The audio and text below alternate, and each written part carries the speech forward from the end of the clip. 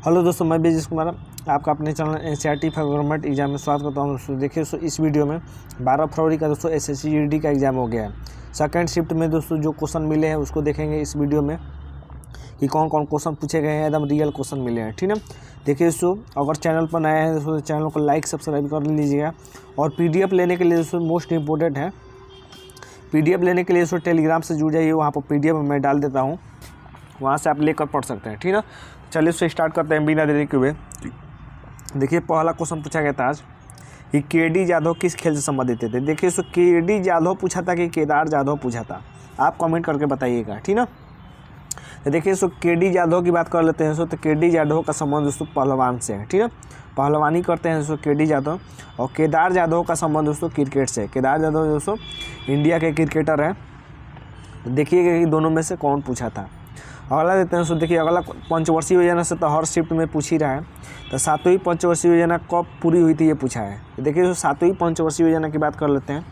तो इसका कार्यकाल दोस्तों 1985 से 1990 तक चला था। ठीक है, 1985 से 1990 तक चला था। पंचवर्षीय योजना का शुरुआत कब हुआ था दोस्तों? तो 1951 में पंचवर्षीय योजना का शुरुआत हुआ था दोस्तों। और गरीबी हटाओ नारा 5वीं पंचवर्षीय योजना में दिया गया था, ये भी याद रखिएगा, कई बार एग्जाम में रिपीट हो रहा है क्वेश्चन। ठीक है, तो ये याद रखिएगा। अगला देखते हैं, अगला पूछा था कि बांग्लादेश का राष्ट्रीय फूल क्या है। तो देखिए दोस्तों बांग्लादेश का राष्ट्रीय फूल की बात कर लेते हैं, तो कटहल है। कटहल है दोस्तों। देखिए बांग्लादेश से क्वेश्चन पूछ रहा है दोस्तों, कल पूछा था दोस्तों कि शेख हसीना, बांग्लादेश की शेख हसीना तख्ता पलट के बाद दोस्तों भारत के किस मंत्री के पास दोस्तों आकर रुकी थी। ठीक है, तो ये अजीत डोभाल उसका आंसर हो जाएगा।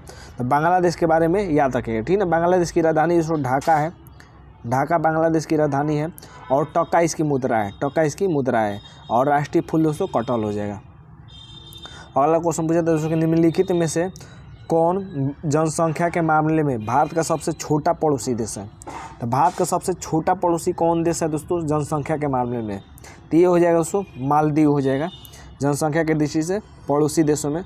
और सबसे बड़ा पड़ोसी पूछे जनसंख्या के मामले में तो चीन हो जाएगा। ठीक है, चीन हो जाएगा। अगला देते हैं दोस्तों, देखिए अगला क्वेश्चन पूछा था कि ईसाई धर्म की धार्मिक पुस्तक क्या है। तो देखिए उसे ईसाई धर्म की धार्मिक पुस्तक क्या है? बाइबल है। ठीक है, बाइबल है। रामचरितमानस किसने लिखा था ये भी याद रखिएगा। ये रामचरितमानस किसने लिखा था? तो तुलसीदास ने लिखा था। किसने लिखा था? तुलसीदास ने रामचरितमानस लिखा था। ठीक है, और महाभारत किसने लिखा था दोस्तों? महाभारत। तो महाभारत दोस्तों वेद व्यास ने दोस्तों महाभारत लिखा था। ठीक है, अगला देते हैं दोस्तों, अगला क्वेश्चन पूछा था कि निम्नलिखित में से भारत के किस पड़ोसी देश का जनसंख्या घनत्व तो सबसे कम है। तो पड़ोसी देश वाला पूछ रहा है। देखिए ऊपर अभी पूछा था कि किसका जनसंख्या कम है, यहाँ पर जनसंख्या घनत्व तो पूछ दिया। तो भूटान याद रखिएगा, भूटान का दोस्तों जनसंख्या घनत्व तो सबसे कम है पड़ोसी देशों में। और याद रखिएगा जनगणना से पूछ रहा है तो सबसे कम बाल लिंगानुपात किस राज्य का है? तो हरियाणा का है। और सबसे सर्वाधिक लिंगानुपात पूछे तो ये केरल का है। कम लिंगानुपात पूछे तो हरियाणा का हो जाएगा। सर्वाधिक साक्षरता पूछे दोस्तों तो केरल हो जाएगा। कम साक्षरता पूछे तो बिहार हो जाएगा। ठीक है, सर्वाधिक जनसंख्या घनत्व तो पूछे तो बिहार हो जाएगा, याद रखिए ये महत्वपूर्ण है। कम जनसंख्या घनत्व तो अरुणाचल प्रदेश हो जाएगा। भारत का बाल लिंगानुपात 918।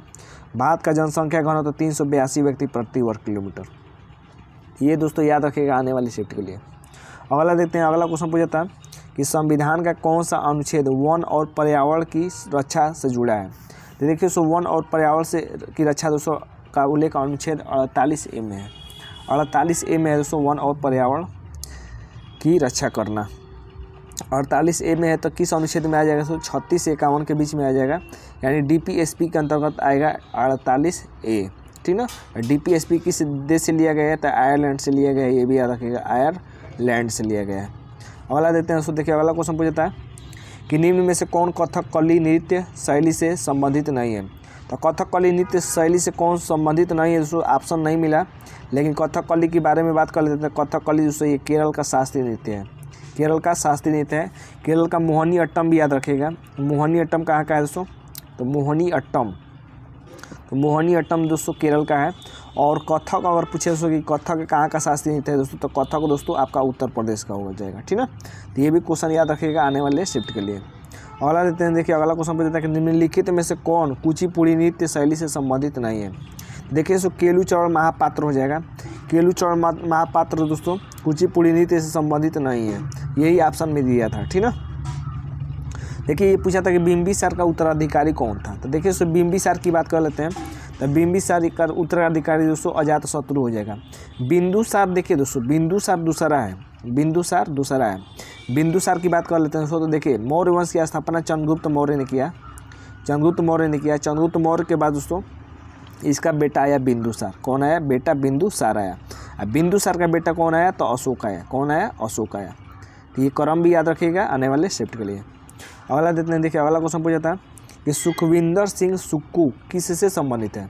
तो देखिए सो बात कर लेते हैं सुखविंदर सिंह सुक्कू की। तो ये हिमाचल प्रदेश के मुख्यमंत्री हैं। तब ये क्वेश्चन पूछा था कि ये नीचे वाला पूछा था कि सुखविंदर सिंह सुक्कू किसके अध्यक्ष हैं। ये पूछा था कि ऊपर वाला पूछा था, कमेंट करके जरूर बताइएगा। तो 2023 से दोस्तों 2019 तक हिमाचल प्रदेश कांग्रेस पार्टी के अध्यक्ष रह चुके हैं सुखविंदर सिंह सुक्कू। अगला देते हैं, देखिए अगला क्वेश्चन पूछा था कि राज्य विधान परिषद में राज्यपाल द्वारा कितने सदस्यों को मनोनीत किया जाता है। तो देखिए सो राज्य विधान परिषद में राज्यपाल द्वारा दोस्तों 1/6 सदस्यों को मनोनीत किया जाता है, ठीक ना।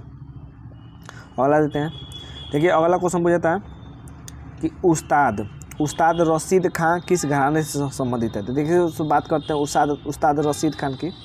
तो उस्ताद रशीद खान दोस्तों रामपुर सहसवान घराने से संबंधित है, ठीक ना। रामपुर सहसवान घराने से संबंधित है दोस्तों उस्ताद रशीद खान, ठीक ना।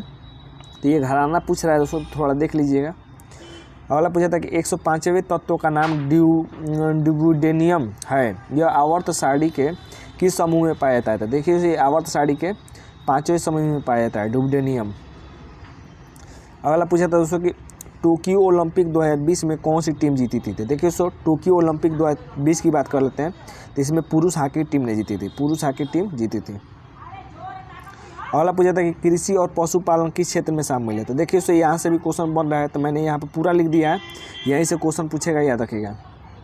तो कृषि और पशुपालन दोस्तों प्राथमिक क्षेत्र में आता है, प्राथमिक क्षेत्र में आता है कृषि और पशुपालन। प्राथमिक क्षेत्र में और कौन कौन आता है। तो कृषि आता है, पशुपालन आता है, मत्स्य आता है, खनन आता है। द्वितीय क्षेत्र में कौन कौन आता है दोस्तों। तो ये वस्तु आता है, उद्योग आता है, विद्युत आता है। तृतीय क्षेत्र में परिवहन आता है, नौकरी आता है और खेल आता है, ठीक ना। अगला देते हैं, अगला क्वेश्चन पूछा था कि मुस्लिम लीग की स्थापना के बाद सबसे पहले किसका विभाजन हुआ था। तो देखिए सो मुस्लिम लीग की स्थापना 1906 में हुई थी और इसके बाद दोस्तों सबसे पहले किसका विभाजन हुआ। तो 1937 में कांग्रेस और मुस्लिम लीग के बीच विभाजन हुआ था, सबसे बड़ा विभाजन था ये। अगला देते हैं, अगला है कि प्राथमिक क्षेत्र के बाद काम पूरा कहाँ होता है। देखिए सो कोई भी चीज़ अगर प्राथमिक क्षेत्र में हो गया, कुछ भी बाकी है तो द्वितीय क्षेत्र में होगा, द्वितीय क्षेत्र हो जाएगा तो वहाँ पर तृतीय क्षेत्र में कंप्लीट हो जाएगा। तो इसका आंसर हो जाएगा द्वितीय और तृतीय क्षेत्र में। ये पूछा था कि साल 2023 का शुभंकर क्या है। था देखिए सो क्वेश्चन पूरा नहीं मिल पाया कि 2023 का शुभंकर किसका पूछा है दोस्तों। तो अगर खेलो इंडिया पैरा गेम्स का पूछा होगा 2023 वाला, तो इसका शुभंकर उज्ज्वला था, ठीक ना। और उज्ज्वला क्या था, एक गौरैया थी। क्या थी? गौरैया थी। अगला क्वेश्चन देखते हैं, लास्ट क्वेश्चन कि किसे भारतीय शास्त्रीय नृत्य में उनके योगदान के लिए 2020 में पद्म श्री से सम्मानित किया गया है।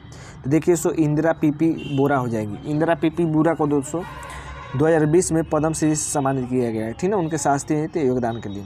तो ये थे दोस्तों हमारे सेकंड शिफ्ट के क्वेश्चन। उम्मीद करते हैं दोस्तों कि वीडियो अच्छा लगा है। वीडियो अच्छा लगा है तो चैनल को लाइक सब्सक्राइब जरूर करिएगा। आज के लिए बस इतना ही दोस्तों, धन्यवाद दोस्तों।